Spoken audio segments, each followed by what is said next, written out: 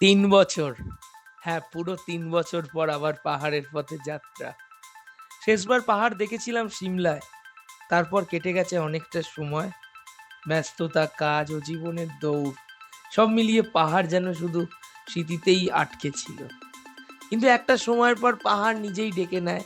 আর একবার সেই ডাক এসেছে সিকিমের শান্ত সুন্দর শহর পেলিং থেকে। রাত তখন ধীরে ধীরে গভীর হচ্ছে, ব্যাগ গোছানো শেষ। মনের ভিতরে অদ্ভুত এক উত্তেজনা কাজ করছে। অনেকদিন পর আবার ট্রাভেল, আবার পাহাড়, আবার মেঘের কাছে যাওয়া। তারপর একটা ট্যাক্সি বুক করে বেরিয়ে পড়া শিয়ালদা স্টেশনের উদ্দেশ্যে। কলকাতার রাতের রাস্তা তখন বেশ ফাঁকা। হলুদ আলোয় মোড়া শহরটা যেন অন্যরকম সুন্দর লাগছিল। ট্যাক্সির জানলা দিয়ে বাইরে তাকিয়ে মনে হচ্ছিল এক পরিবর্তনে শহর যেন পাল্টে গেছে। কয়েকদিনের জন্য বিদায় জানাতে হচ্ছে। কিছুক্ষণের মধ্যেই পৌঁছে গেলাম শিয়ালদা স্টেশন।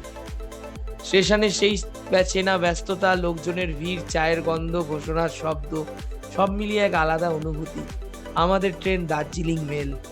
ট্রেন প্ল্যাটফর্মে ঢুকতেই মনে হলো অপেক্ষা সত্যি অবসান হলো এবার।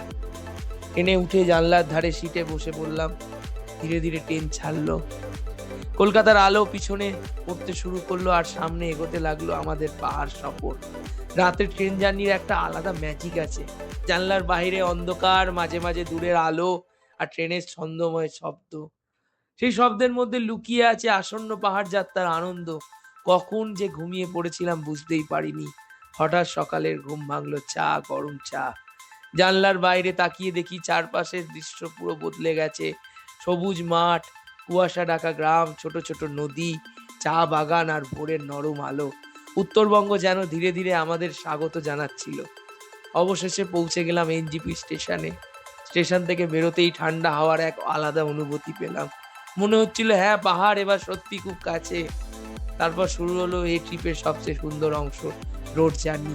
গাড়ি ধীরে ধীরে এগোতে লাগলো সিকিমের দিকে। আর কিছুক্ষণ পথ থেকেই পাশে দেখা মিলল তিস্তা নদীর। সত্যি বলতে পাহাড়ি রাস্তা আর তিস্তার এই কম্বিনেশনটা ভাষায় যেন বোঝানো কঠিন।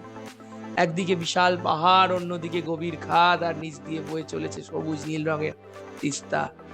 রাস্তার প্রতিটা বাঁক যেন নতুন এক দৃশ্য উপহার দিচ্ছিল। মাঝে মাঝে ছোট ঝর্ণা, কুয়াশা ঢাকা পাহাড় আর ঠান্ডা হাওয়া, সব মিলিয়ে মনে হচ্ছিল যেন কোনো এক সিনেমার মধ্য দিয়ে যাচ্ছি।